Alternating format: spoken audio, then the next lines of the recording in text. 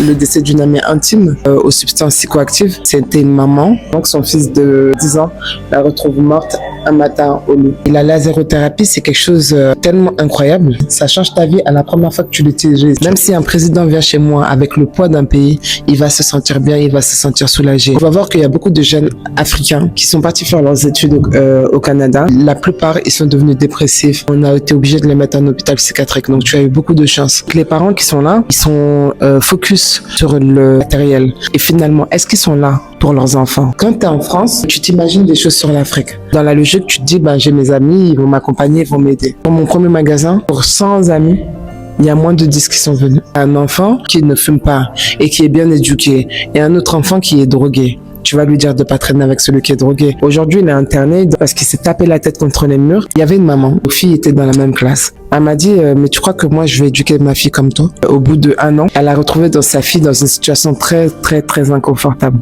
Au Mali, tu te fournis comment en cannabis? Parce que c'est pas légal ici. Tu tires une taf, pas 2 tafs, tu tombes par terre. Un fumeur reste un fumeur. Il a fumé 30 ans. Il a arrêté depuis 10 ans.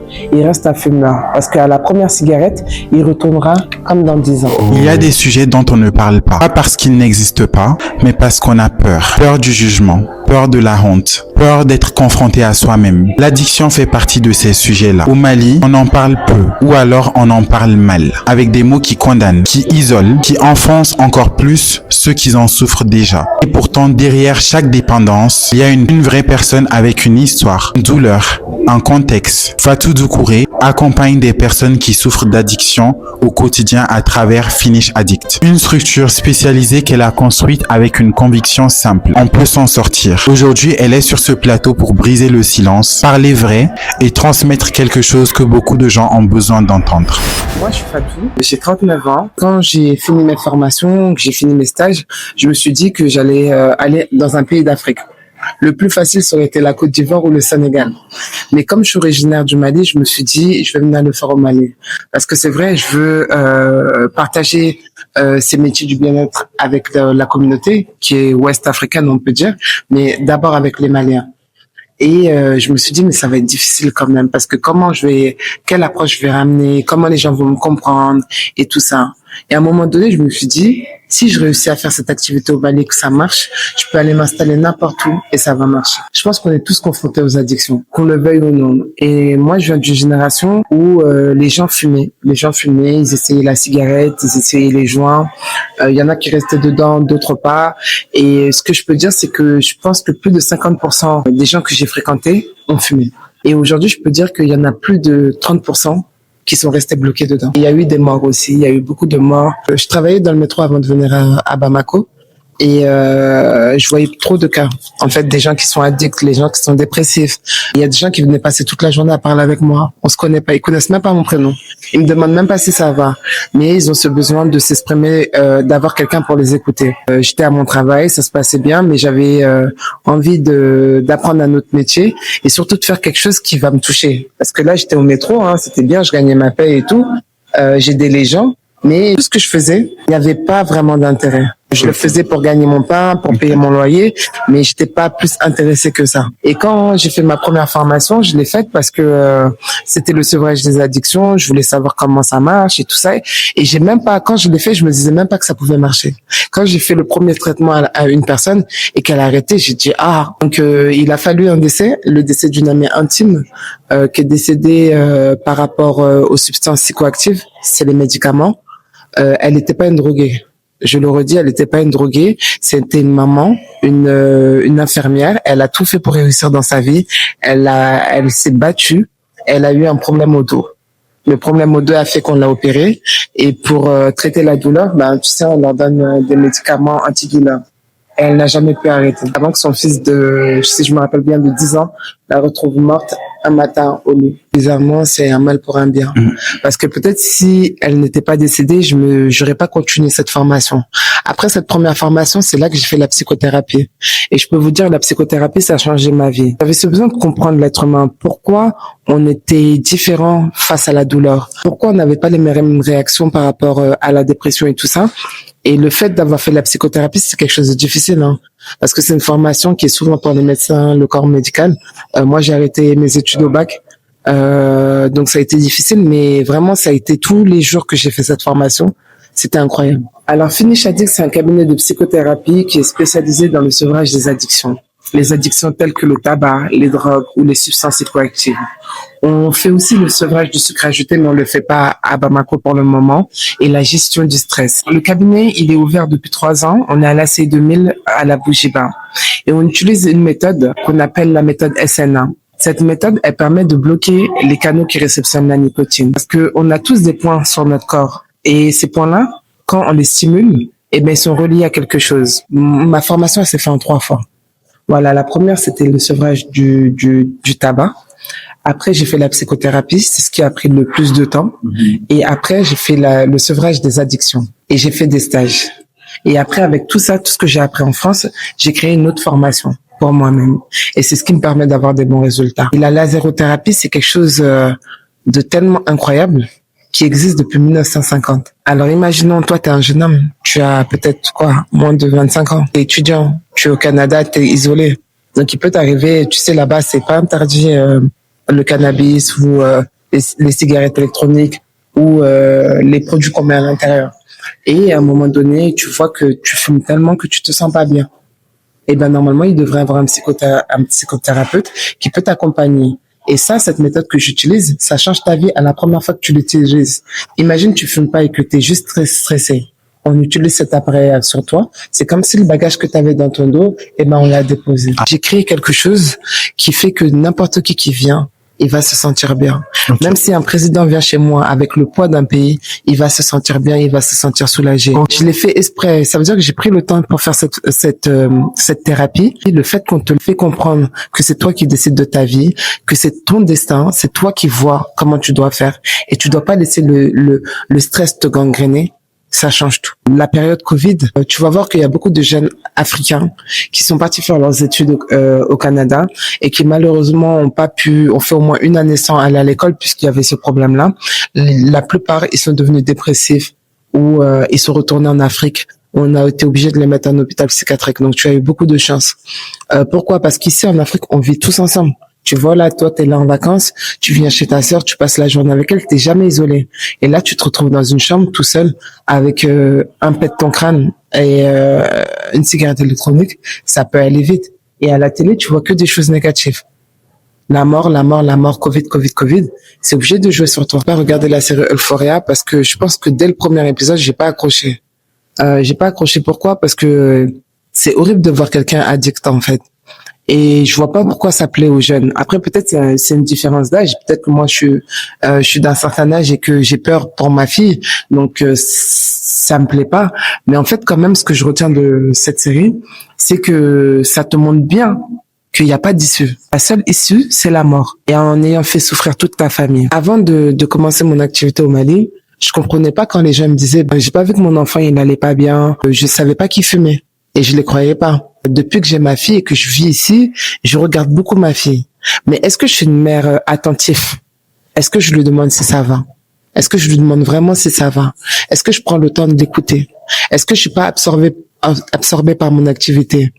Et je pense que c'est ça le problème ici actuellement au Mali. Okay. C'est que les parents qui sont là, ils sont focus sur le matériel. C'est-à-dire que les enfants vont avoir beaucoup de choses. Ils ont la télé, ils peuvent regarder des séries, ils auront Netflix, ils auront tout. Et ces parents-là, ils travaillent beaucoup. Et finalement, est-ce qu'ils sont là pour leurs enfants? Okay. La seule question que je demande tout le temps, est-ce que vous lui demandez si ça va? Elle me dit, bien sûr, je lui dis que ça, je le lui demande. J'ai dit, mais est-ce que vous prenez le temps d'écouter ce qu'il vous dit? Est-ce que vous passez du temps avec vos enfants? Vous faites des jeux avec eux? Vous faites des activités avec eux? Ben non, j'ai pas le temps. Et ben, cet enfant est en demande affective. Pour les hommes, pour les garçons, comme pour les femmes. Okay. Manque d'affection. On peut aller voir un professionnel pour qu'il nous écoute, mais on a besoin aussi que nos parents soient là et nous entendent réellement. Moi, j'ai fait plusieurs activités dans ma vie. Je suis allée de gérante de salon, j'ai travaillé à Carrefour, c'est des supermarchés, j'étais au métro, j'ai entrepris beaucoup de choses, d'autres qui ont marché, d'autres non, et donc j'avais pas cette crainte par rapport à mon activité. Et dans tous les cas, je me suis dit, je suis agent RATP, donc on va dire assimilé fonctionnaire. Si ça marche pas la première année, je vais rentrer. Mais je savais pas que en fait il y avait un boulon qui avait déjà sauté et que je n'étais plus prête à rentrer en France. J'ai fini de tout installer, que j'ai mis tous mes économies dans le magasin et que je m'assois et que je vois aucun client pendant 1 mois, pendant 3 mois. Et là, je me dis ça va être chaud. Je pense que j'étais pas consciente. Quand tu es en France, tu t'imagines des choses sur l'Afrique.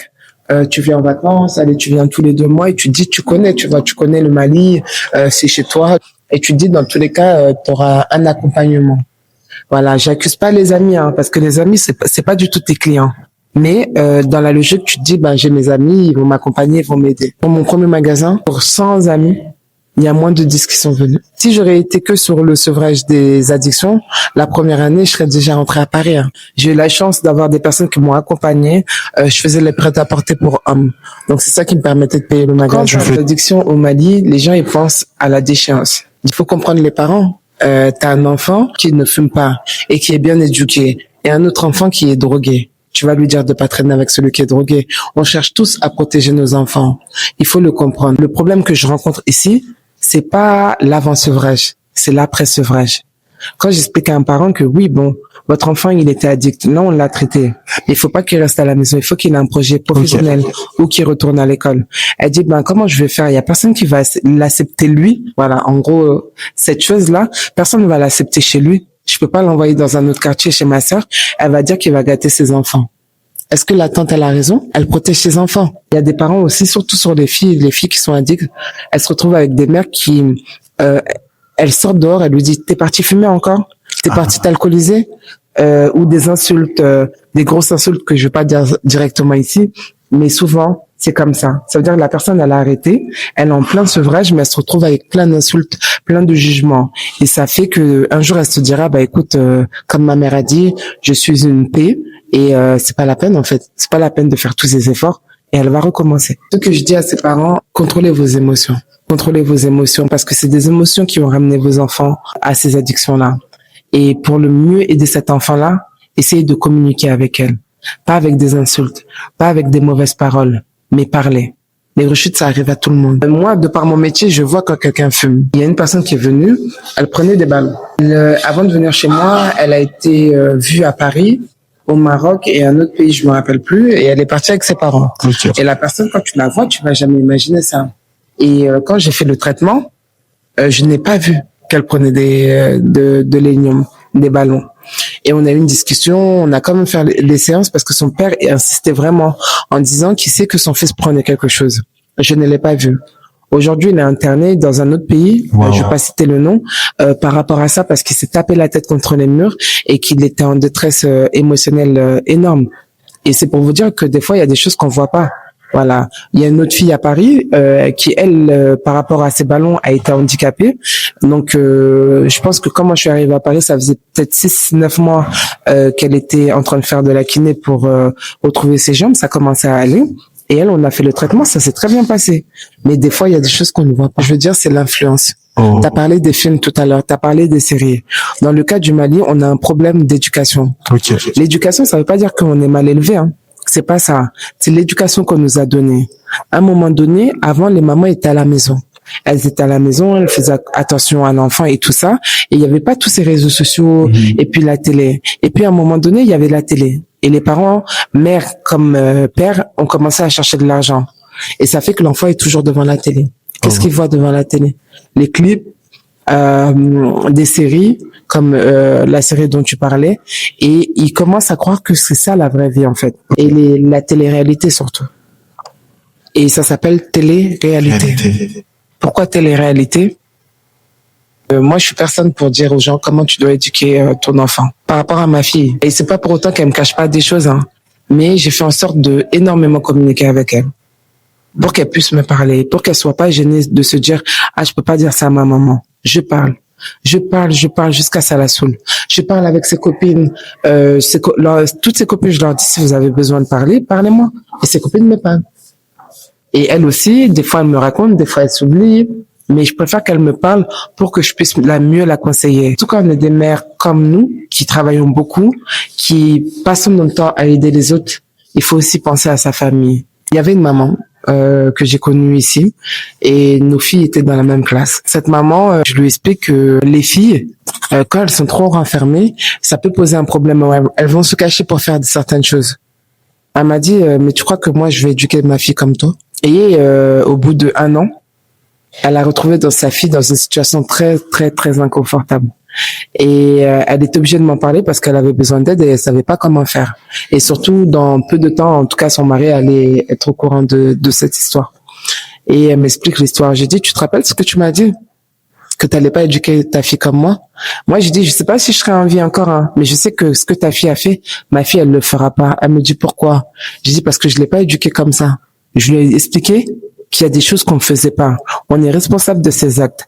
Et je peux te laisser une liberté, mais tu dois faire attention à toi et tu dois te respecter.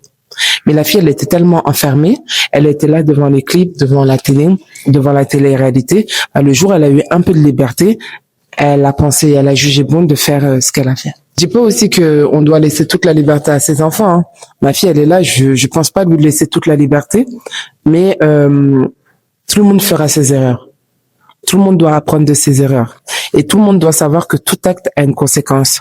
Naturellement, en fait, moi, je sais mettre les gens à l'aise. Et là, j'ai une formation pour ça. Donc, quand on vient chez Finish Addict, déjà, on vient avec ses parents ou un proche ou quelqu'un. Donc, tu arrives et je te mets directement à l'aise. Et même si tu ne voulais pas, sincèrement, tu vas faire les séances parce que tu vas te sentir à l'aise avec moi et que tu pourras t'exprimer. Ce que j'ai vu au Mali et que j'ai compris, les gens ont vraiment besoin de s'exprimer. Et finalement, on est là nous deux, moi je t'écoute, mais t'es avec tes amis ou tes parents, personne t'écoute réellement. Et toi-même, tu veux pas te confier réellement. Mais quand là, t'es devant un professionnel qui est là pour ça, en fait, qui est là pour t'écouter et te donner les conseils, eh ben, tu vas t'exprimer et tu vas profiter et tu vas te sentir bien et tu vas te sentir libéré. Déjà, si t'as 17 ans, 16 ans, 17 ans et que tu viens chez moi sans tes parents, tu pourrais pas te recevoir. Je vais le recevoir la première fois avec ses parents. Mais toutes les autres séances, il sera sans ses parents jusqu'à la dernière séance. Et à la dernière séance, c'est lui qui va parler, faire le feedback à ses parents pour leur dire ça s'est passé comme ça. Exemple, il est venu pour le tabac et la chicha. S'il fume du cannabis, c'est pas à moi de dire à ses parents il fume du cannabis. Moi, je vais lui dire que je l'ai traité. Et à la première séance aussi, je vais dire aux parents que tout ce qui se passe ici, c'est le secret médical. Moi, je peux leur dire que j'ai réussi ou j'ai pas réussi ou on est dans telle situation, mais ça s'arrête là. Par exemple, on a eu un cas où il y avait une jeune fille qui est venue et ses parents pensaient que elle buvait de l'alcool et en fait elle buvait pas que de l'alcool et elle était dans un état où si je n'aurais pas parlé à ses parents, je pense qu'elle serait décédée au bout de 1 mois, 2 mois. Wow. Tellement que c'était grave. Et donc je lui parlais la première fois, je lui ai fait la première séance et je lui disais on doit en parler à tes parents parce que ça va pas, ils sont pas au courant. Et dès la première séance, j'ai vu que je pouvais pas la gérer parce que elle était émotionnellement instable. Et donc je lui dis je te laisse quelques jours jusqu'à la prochaine séance pour en parler à tes parents. Et elle l'a pas fait. Elle est revenue, elle avait pas dormi, ça faisait 2 jours. Et j'ai dit écoute, ça s'arrête là. Je vais parler à tes parents, ils vont partir avec toi. Soit ils t'internent, je lui ai dit cash, soit tu vas mourir. Oh my God. Et donc là, j'ai parlé avec sa mère elle est restée comme ça, de marbre, en disant que chez eux, ça se faisait pas, qu'on comprenait pas ça. Expliqué à son père et son père l'a pris, il l'a ramené, il l'a interné direct. Et elle m'a appelé il y a quelques jours en me disant que merci. Elle se rendait pas compte dans quel état elle était et depuis qu'elle est dans ce centre, elle se sent merveilleusement mieux. Elle ne prend plus de drogue, elle ne prend plus d'alcool, elle est sevrée de tout et elle va même reprendre son activité. Dans le cas de la jeune fille, moi j'ai choisi l'hôpital militaire du Point G. Pourquoi? Parce que le docteur Macalou qui est là, c'est un addictologue. Moi je savais que je pouvais pas la traiter et je sais que lui peut la traiter avec des médicaments et gérer sa situation. Donc, je l'ai envoyé vers là-bas. Est-ce que ce qu'il y a en place ici au Mali, c'est bon ou pas? Je pourrais pas te dire. Quand même, si c'était moi, si je n'ai plus le choix, oui, j'enverrai mon enfant là-bas. Okay. Parce que des fois, on a besoin nous-mêmes d'air pour respirer. Au Mali, tu te fournis comment en cannabis? Comment? Tu te fournis comment? Parce que c'est pas légal ici. Par les réseaux, je pense, hein. Et surtout sur le Snap, tu peux tout avoir sur Snap, hein. Ah. Il y a des comptes qui sont exprès pour ça, comme en France, hein, je suppose. Wow. Où on te propose tout ce que tu as besoin. Et surtout, tu sais, maintenant, les gens, ils utilisent l'aspline, là, ce qui est utilisé au Canada. Donc, dans une cigarette électronique, ils mettent l'aspline et ils utilisent ça. Et va dire comment un policier va savoir que ça, c'est de la drogue. Comment il va savoir que dans la cigarette électronique, le produit qui est dedans, c'est de la drogue. Les petits bonbons aussi. Et les bonbons, etc. Et les gâteaux, et etc. Il y a tellement de choses. Là, il y a une mère, quand j'étais à Paris, qui m'a contacté en me disant que sa fille et son amie, ils ont fait un gâteau. Et qu'elle, elle a pas mangé le gâteau. Et que ces imbéciles, elles ont mangé le gâteau, mais elles ont trop mangé le gâteau où elles avaient mis trop de, je sais pas moi, de produits dedans, tu vois. Et elles ont commencé à halluciner. Et là, ça a été la guerre mondiale. Et elle les a mis en voiture pour les ramener à l'hôpital parce qu'il y a la copine qui s'était évanouie. Et d'un seul coup, elle se lève, elle sort de la voiture. Elle commence à courir. Là, ce qui fume, la spleen, là, le pète ton crâne. T'es là, tu tires une taffe, pas deux taffes, pas 10 taffes, hein. Tu tombes par terre. Il y a beaucoup de gens qui tombent par terre. Ils arrivent pas à se relever. Et là, avec la chaleur, il peut t'arrêter. Ton cœur, il peut s'arrêter, en fait. En plus, c'est à cause de ça que je vais pas en soirée. Déjà, j'aime pas. Si t'aimes pas, Mais t'aimes pas. de deux, l'alcool, tout ça. Moi, je peux pas. Parce que même quand je vais en soirée et qu'il y a beaucoup de gens alcoolisés, même le fait qu'ils me parlent, j'aime pas l'odeur. C'est pas intéressant. Ouais, ils parlent ils disent n'importe quoi. Ils crient, ils puent beaucoup. Je me dis, mais si t'es pas alcoolisé, comment est-ce que tu peux survivre dans cet environnement? Et moi, à chaque fois, j'étais conscient de mes actions parce que j'étais pas alcoolisé, je bois pas. Mais eux, ils s'en rendent pas compte. À finir, je partais plus. Tu sais qu'il y a plein de gens qui boivent pas d'alcool, qui prennent pas de drogue, socialement, qui kiffent les soirées. Je sais pas, c'est comme si tu vois, t'es à la salle de sport et tu transpires et tu transpires et tu transpires. Et en tout cas, moi, c'est vrai que j'ai jamais supporté aussi l'odeur de la transpiration ou que quelqu'un se colle à moi avec la laine aussi, la laine qui sent l'alcool, hein. Et aussi, une fois, j'ai pris une boîte à part, j'ai dit, mais ça te dérange pas, ça te dérange pas, genre, cette odeur. Parce qu'elle était aussi en train de parler avec un garçon en soirée. Et à la fin, je lui ai dit, le gars, il me parlait à moi aussi à un moment donné. Mais moi, je supportais pas son haleine. Toi, ça te dérangeait pas? Elle m'a dit, non, c'était normal. Oui, peut-être après, elle a plus l'habitude de sentir de l'alcool. Toi, t'as pas l'habitude de sentir de l'alcool. Moi, c'est pas possible. Voilà. Ouais. C'est quoi ton signe qui te fait te dire là j'ai réussi avec cette personne? Ça se voit dans le regard. Ça veut dire la première séance, quelqu'un qui prend des drogues ou des substances psychoactives. La première séance, il vient avec un regard, le deuxième et le troisième quand il ouvre la porte. Même à sa façon d'ouvrir la porte, tu vois quelque chose a changé. Il est content de venir chez nous. Ça peut être peut-être par rapport à moi parce qu'on s'entend bien, mais tu vois dans ses yeux directement qu'il y a quelque chose qui a changé dans sa vie. Au Mali, est-ce qu'il y a des structures étatiques qui aident les gens addicts à surmonter leurs addictions, un programme, ou genre même l'État qui a fait un partenariat avec toi, qui finance, des trucs comme ça? Alors, pour le moment, il n'y a pas de financement. En tout cas, Finish Addict n'a pas de financement avec personne. On espère vraiment avoir des financements parce que tu sais, quand tu veux avancer, il faut de l'aide et il faut de l'argent. Et quand tu es tout seul, pour le faire, c'est pas facile. Ça t'intéresse pas de démarcher toi-même, l'État ou des investisseurs? Bah écoute, j'ai essayé avec le ministère de la Jeunesse. On avait même une commission de sensibilisation aux effets néfastes des drogues et des substances psychoactives. Il n'y a pas eu de résultat, en tout cas dans mon cas. Mais de cette structure, en fait, apparemment, il y a un centre, le centre du docteur Makalou, qui lui sera étatique maintenant, et où il pourra recevoir des gens et les traiter. Si moi j'ai envie de travailler avec vous, par exemple, est-ce que j'aurais besoin d'un diplôme dans la santé ou un truc comme ça? Donc si tu veux travailler avec moi pour faire la même chose que moi ou pour faire au niveau? Pour peut-être aider, injecter, faire les séances. Faire les séances aux clients? Non, parce que nous, on ne fait pas la santé, nous, c'est les métiers du bien-être. Mais tu dois avoir un diplôme dans les métiers du bien-être. Okay. Si tu n'as pas de diplôme dans les métiers du bien-être, tu n'as pas le droit d'utiliser cette méthode. Je peux pas juste expliquer aux gens que t'embauches, fais comme ça et après la ça ne marchera pas. Okay. Mais on espère que bientôt, en tout cas, ces métiers du bien-être, il y aura des centres de formation pour apprendre aux gens les métiers du bien-être. Ok. Tu sensibilises sur les addictions dans un pays où c'est encore tabou. Est-ce que tu reçois beaucoup de jugements de la part de la société en tant que femme de faire ça ici? Bah, écoute, bizarrement, non, pas spécialement. Je reçois plus de jugements pour dire est-ce que ça marche, tu n'as pas peur de problème, mais pas sur ma personne en disant que je suis une femme et que je fais ce travail-là. J'ai beaucoup apprécié ça parce qu'on a tendance à penser que les Maliens sont misogynes, qu'il y a plein de métiers qui ne sont pas pour nous. Non, je reçois plus vraiment des encouragements qui me disent d'aller plus fort même, de faire plus de choses. S'il y a une personne qui nous regarde, qui peut-être a réalisé à travers cette vidéo qu'elle traverse une période d'addiction, qu'est-ce que tu lui dirais? Alors, je lui dirais qu'elle n'est pas seule. À Bamako, elle a toutes les techniques pour passer à autre chose. Elle a juste besoin de s'exprimer et de venir au cabinet à Amdallah Sey pour passer à autre chose. Voilà, je promets pas la guérison parce que il y a plusieurs cas que nous, on pourra pas s'occuper.